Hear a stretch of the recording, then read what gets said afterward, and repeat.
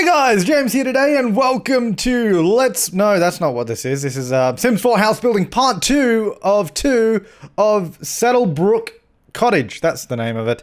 We're back. If you haven't seen Part 1, click on screen now. It's there. Or there's a link down below.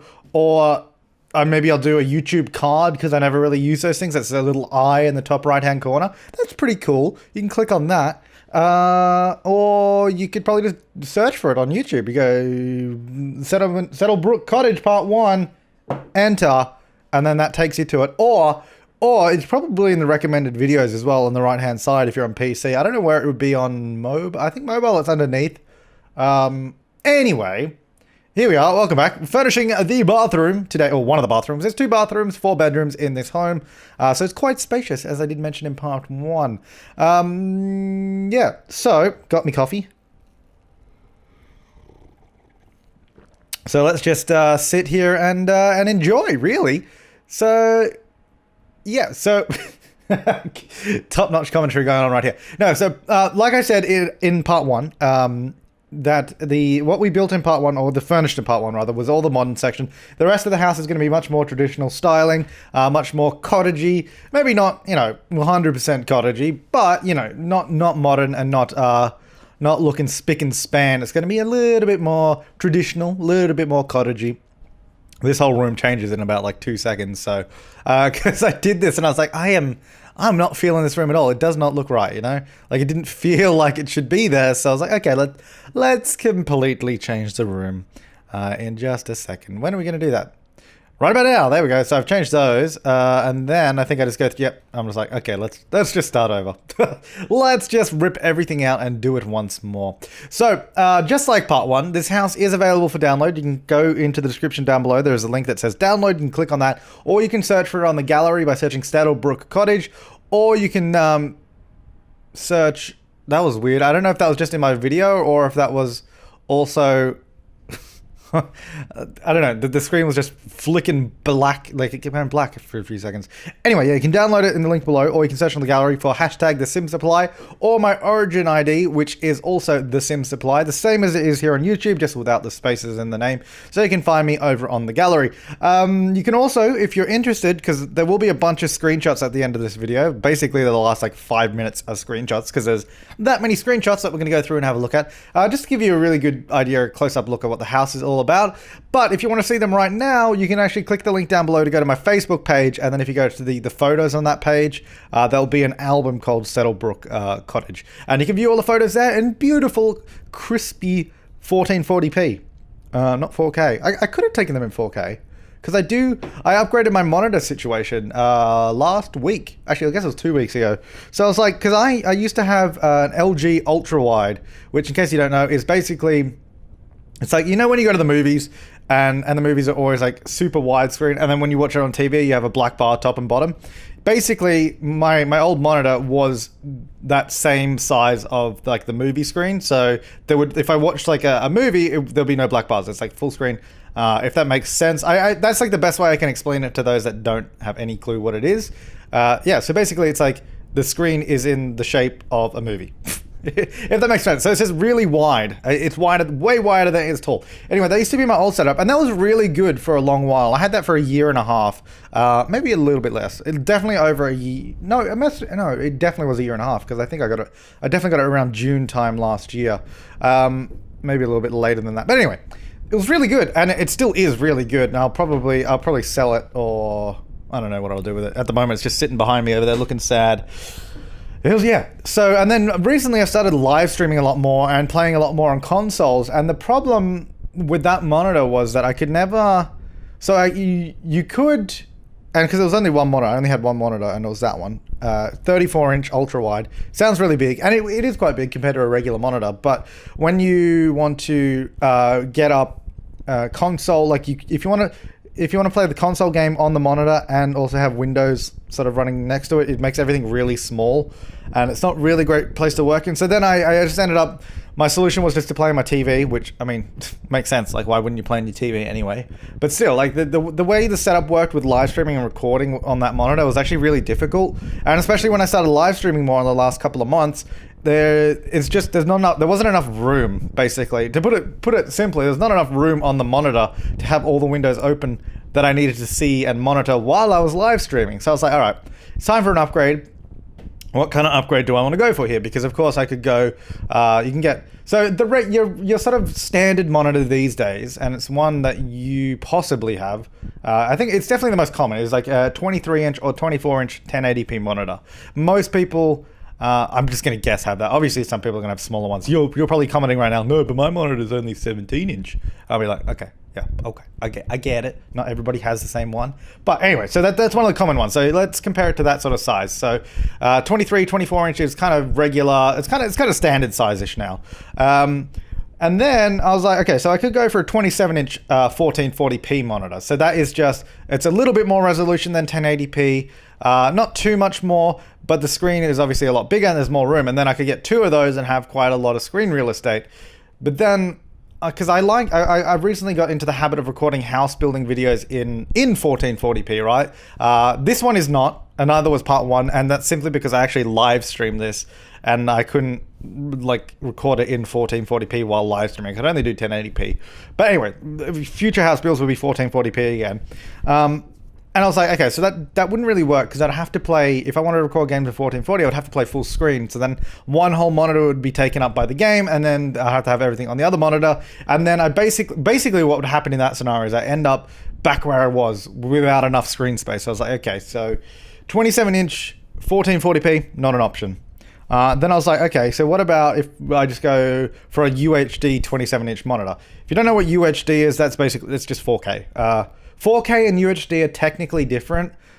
In case you didn't this is like all about resolution, and people that don't know anything about this, I'm trying to explain it clearly, but I realize that I'm probably going a million miles an hour if you don't know what I'm talking about. So I'll slow down a little bit here. So UHD, because you know what HD is. HD is 720p or 1080p. 1080p is kind of the standard in monitor resolutions these days. Getting a monitor lower resolution, can you even get a monitor lower resolution than 1080p these days? I don't know if you could buy one. You could definitely buy one off eBay or something, but I don't know if you could go to a store and buy a new monitor that isn't 1080p. I don't even know if that's possible. You can do it with TVs, for sure. I know you can do it with TVs, but I don't know if you can do it with a PC monitor. Anyway, so that's kind of your standard size. UHD stands for ultra high definition. So UHD is basically 1080p, and then you have, so that 1080p is basically a quarter the resolution of UHD. So if you go 1080p and put one next to it and then put two underneath it, so it makes like a scaled up 2x2 of 1080p, that's the size of UHD. So it's quite a lot of resolution, right? And then 4K is actually a little bit wider than that, for reasons to do with industry standards and that. And the reason UHD was created was because it is the same aspect ratio as 1080p, and so aspect ratio on this YouTube video is, the standard sort of aspect ratio you expect when you watch a video. You expect it to be, this is what you'd call widescreen. This is like the standard widescreen aspect ratio. This is what you'd expect like a PC monitor to be as well, unless you got an ultra wide like I used to have. But so this is your standard 16:9. 4K is actually a little bit wider than this. So if I posted a video in 4K aspect ratio, that's not what it's called, it's actually 17:10, I think, you would have two black bars on the left and the right, because it's a little bit wider. So, wait, is that right? Hang on. If it's a little bit wider, yeah, then it would have black bars. Oh, no, not on the top and the bottom though, right? Yeah. Oh, I'm confusing myself now. Yeah, top and the bottom, not left and right. Sorry, I'm thinking the other way around. If it was thinner, you'd have black bars on the left and right. If it's wider, then on top and bottom. Anyway, so you'd have black bars on the top and the bottom if this was in 4K. So I was like, because there are 4K monitors that exist, like proper 4K, full 4K resolution, which are for, industry professionals that need that specific resolution. Obviously, I didn't need that, and I didn't really want it, because if I was gonna, I don't know if I ever will, probably down the line I will, record videos in 4K. I don't have any plans to do that right now, simply because playing games in 4K, let alone, is hard enough. and then added on top of that trying to record it in 4K, that's even harder.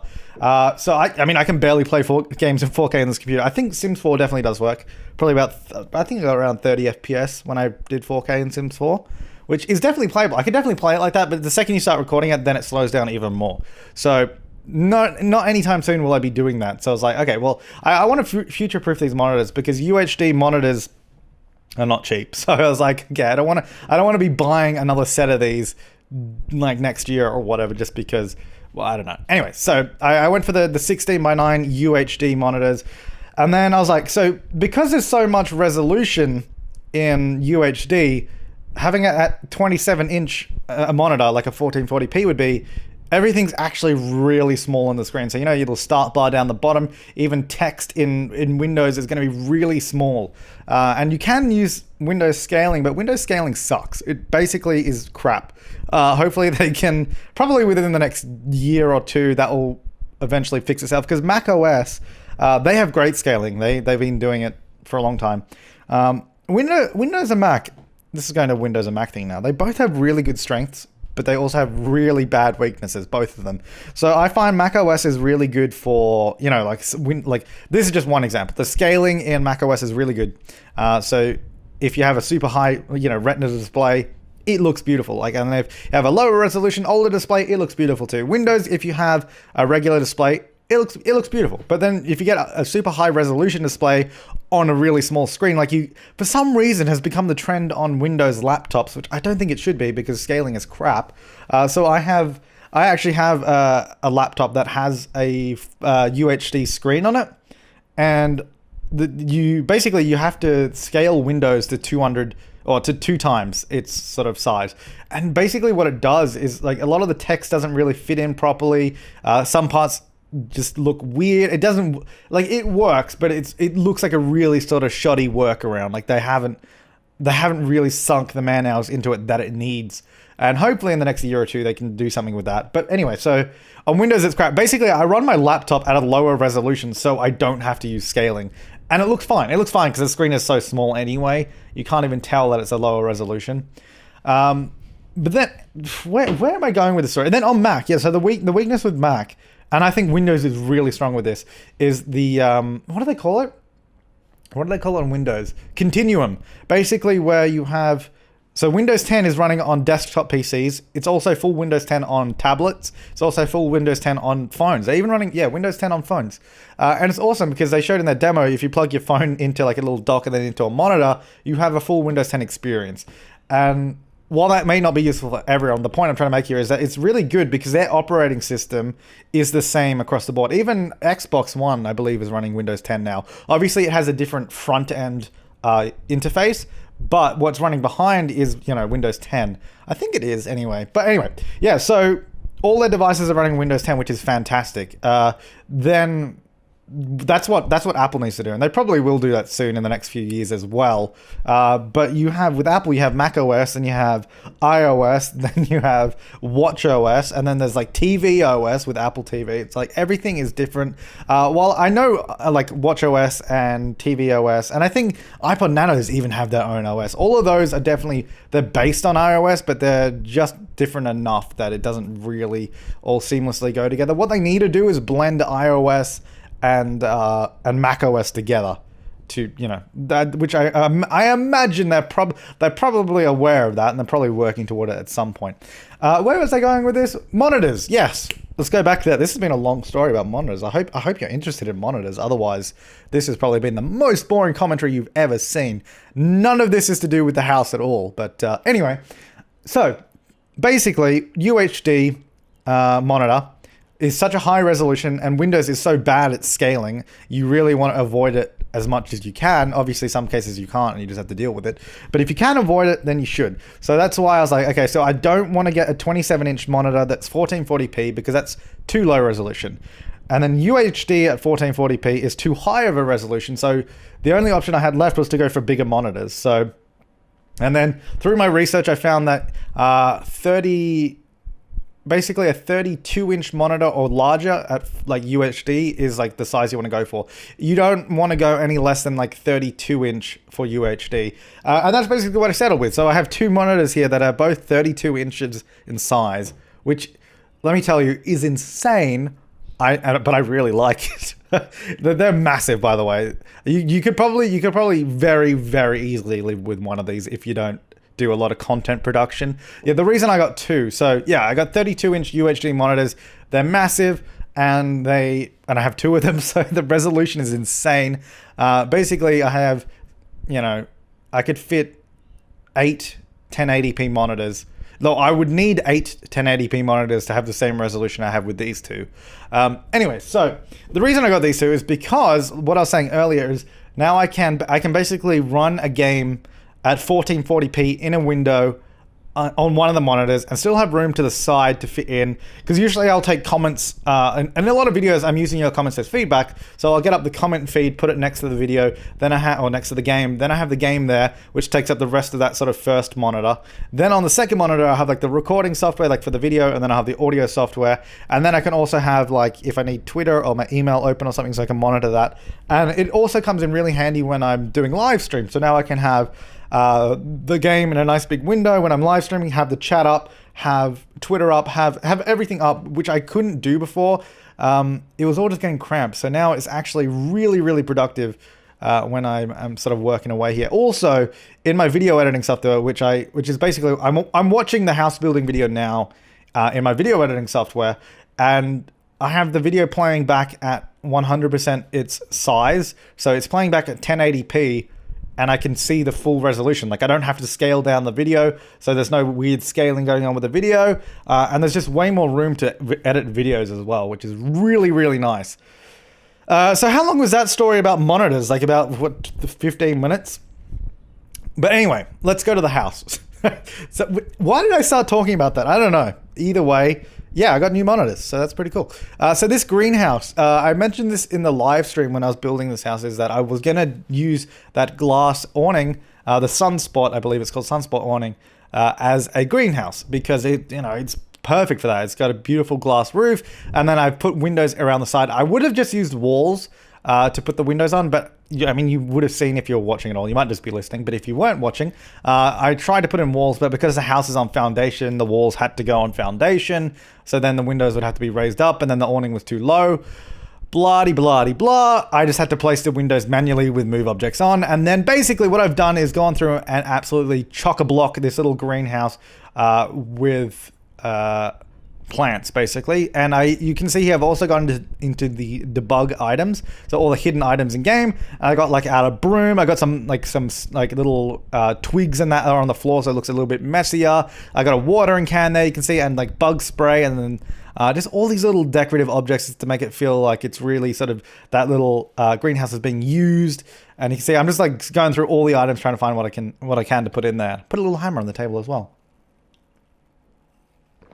Just finishing my coffee.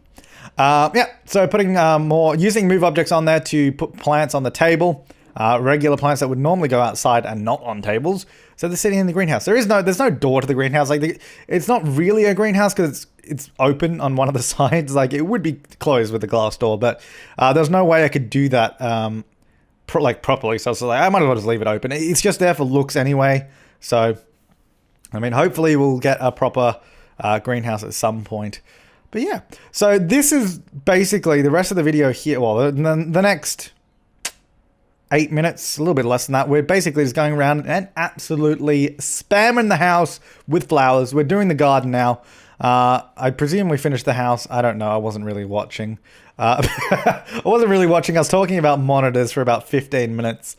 But yeah, so here we are, just doing hedges and that. I thought, so that back bit where I just did all those really neat hedges, because that's kind of like the quote unquote modern extension. I thought I'd do some really neat like hedges there, like they'd sort of semi-recently been done, but they're like trying to make it look like it blends in with the rest of the house, if that makes sense. And then this is what we do around the rest of the garden. We go absolutely ham with flowers, lots of wild flowers, lots of grass, just making it really, really colorful. And it honestly looks really cool in the end. I'm really happy with the way it turns out. And you can see I put that well at the front of the house as well. as well.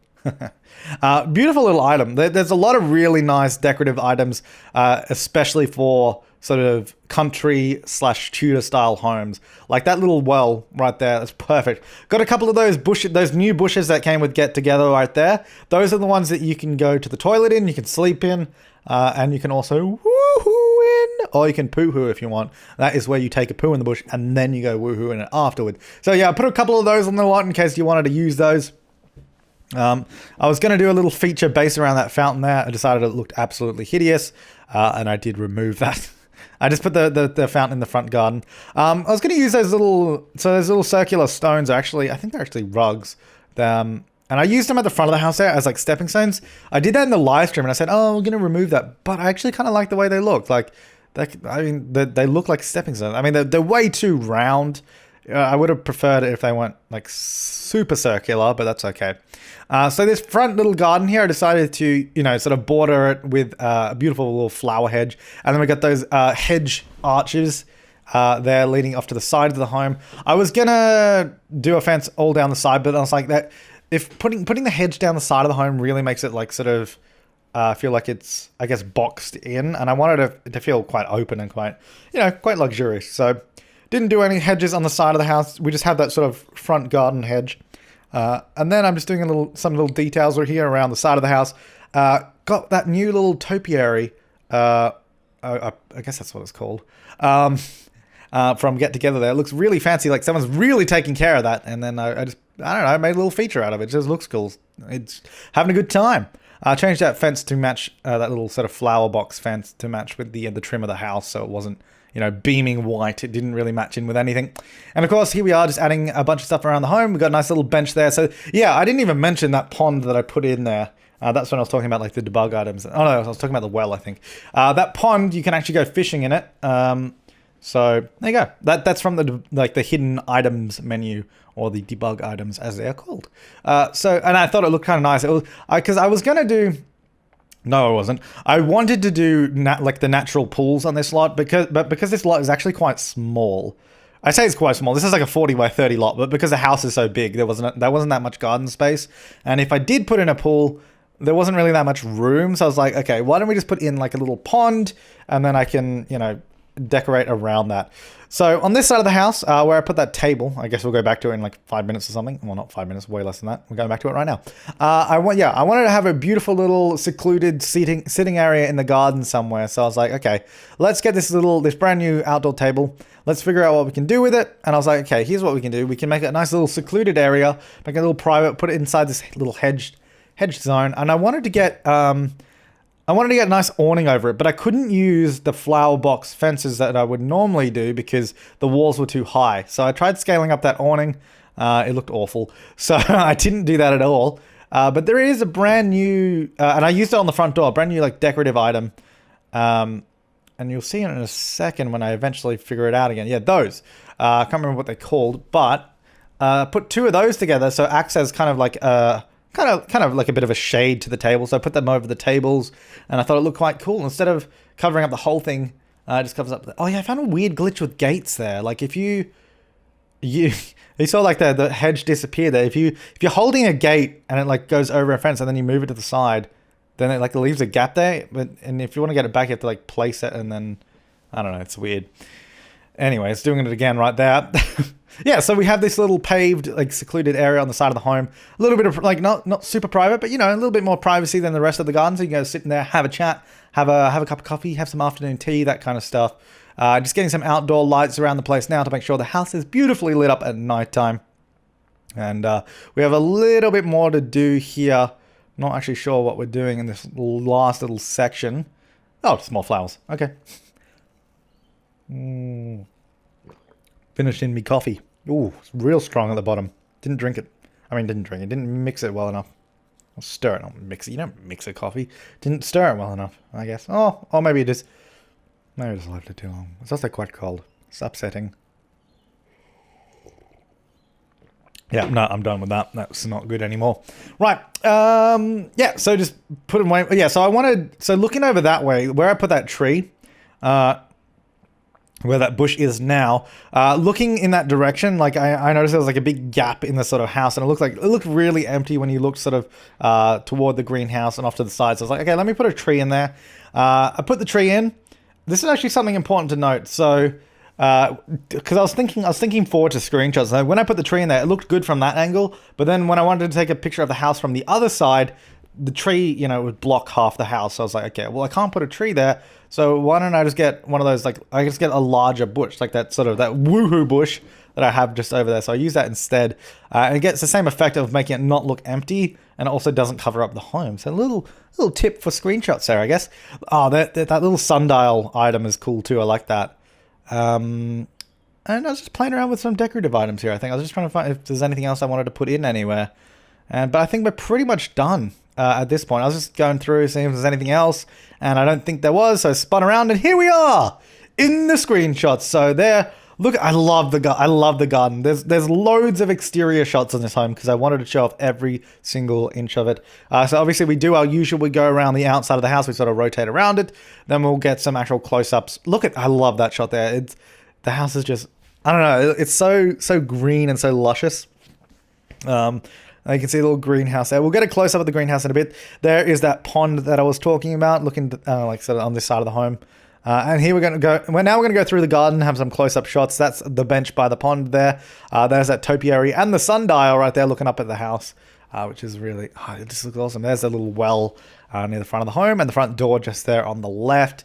Then we have another angle of the front door. Here's a fountain out the front. Just a nice, interesting little piece in the garden. Here we are. You can see where that fountain is, so you can get an idea of where we are. Just going around, you can see that gate to the little secluded dining area. Here it is, just there. And that's the back porch. A couple of benches on it. Very flowery, very light. It would probably smell beautiful in this home. Here is a shot of the greenhouse. We'll get another angle in just a moment going the other way. That's probably my favorite screenshot, I think, right there. I just love it. It looks so busy, and you're looking out you can see the house behind it. And now we're going to go through the house. The hallway is fairly nondescript. Basic hallway. Here is the kitchen / living / dining area, I guess. And we're just going to get a few angles of this because there's so much in this room, so it's kind of hard to show it all. So I had to do plenty of different angles. That looks out. You can see the greenhouse out the back just there. Yeah, so this is obviously the modern part of the home, and then we'll go through the rest, and we can see that only this part of the house is modern. There's a little shot of the dining room there. And again, if you want to see these screenshots in your own time and you think this may be too fast, you can go to my Facebook page, linked down below, and go into the photos, and there will be an album there called Settlebrooke Cottage. Now, I don't think you have to have a Facebook account to view, because it's a public, my Facebook page is a public page, so I'm pretty sure you can view it without an account, in case you're concerned about that. Yeah, just a bunch of shots there. There's a skylight that we put in at the very beginning in part 1. You can actually see that you can see through it, and it is actually casting light down into the kitchen there, which is really cool. Makes a really cool effect. Here is like the master bedroom. Nice expensive bed. I think this house costs somewhere in the neighborhood of 200-something thousand. So it's quite expensive. Here's the bathroom. I didn't even talk about this, but I put the shower in its own little room. I thought that was kind of cool. I don't know. I didn't talk about it. Like I saw it. I saw me doing it. Like as I was recording this commentary, but I was talking about monitors. So I was like, well, I could keep talking about monitors, or I could talk about the bathroom, and I decided to keep talking about monitors. So hopefully you didn't get too bored. Anyway, here is the secondary living room. This is like the old-fashioned living room with the sort of internal separation doors there, and this goes in. This is I think one of my favorite rooms here as well. Like the little, I guess, the parlor, or I guess the study, I guess. So you have the foosball table, you have a chess table, you have a bookcase, and the computer. So it's like the little office. Here is a children's room for 2 children, believe it or not. And here's just another double bedroom near the back of the house there. So there's 4 bedrooms, lots of room for your Sims in this home. Plenty of places to go. But yeah, this is available for download on the gallery with my gallery ID, the Sim Supply, and also linked down below. But thanks for watching, guys. I will see you next time, and have an awesome day.